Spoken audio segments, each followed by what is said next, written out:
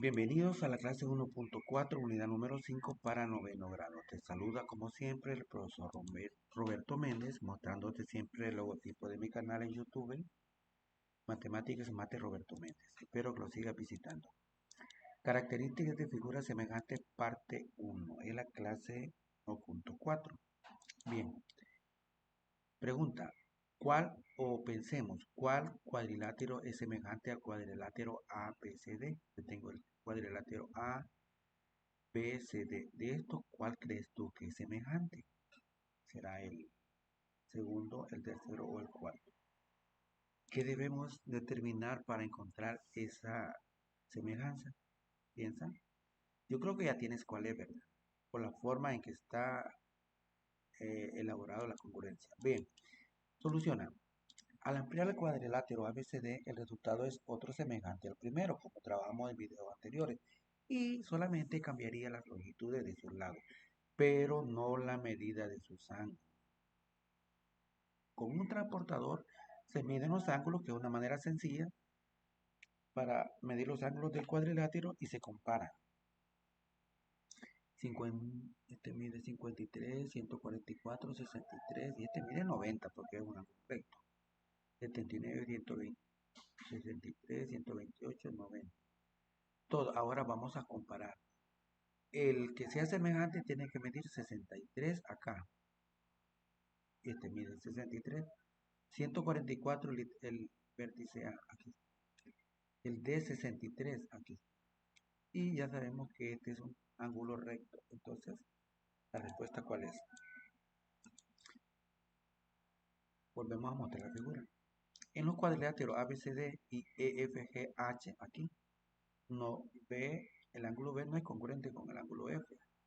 Este mide 63 y este mide 79. Por lo tanto, no. Es semejante por no tener la misma forma. Algo ocurre con el triángulo ABCD con los IJKL, que es este que está aquí. El ángulo J, 128, no es igual al... Sí, ¿verdad? Con los ángulos de los IJKL, J no es congruente con... Ni tampoco con 44, porque más. O son iguales, pero aquí sería 63 y 53. Ahí es donde congruente no sería con B, sería el ángulo N con J. N con B, exacto. Finalmente, en el cuadrilátero ABCD y MNOP, que está acá, los ángulos del primero son congruentes. B tiene la misma medida, A tiene la misma medida, D tiene la misma medida y C tiene que ser 90 también. Entonces, el triángulo en este caso, el cuadrilátero, en este caso, sí, el cuadrilátero MNOP es semejante al cuadrilátero ABCD. Conclusión. En dos o más polígonos semejantes, los ángulos correspondientes son congruentes, es decir, la medida de sus ángulos son iguales. Son ángulos correspondientes los que se encuentran en la misma posición respecto al polígono. Ahí está. Ejercicio. En cada pareja de polígonos semejantes identifica los ángulos correspondientes.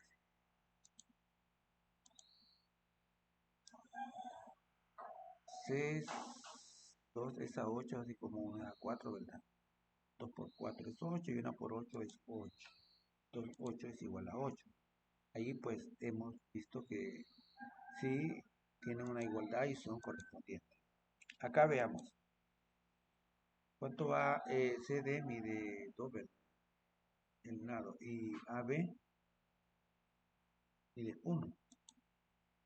Y J mide 4. FG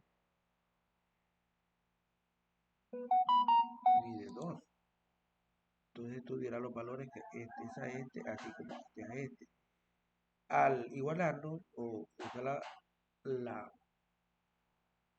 proporcionalidad para ver si son, en este caso, las proporciones son correspondientes o son iguales, multiplica en cruz para ver qué valores nos pueden dar.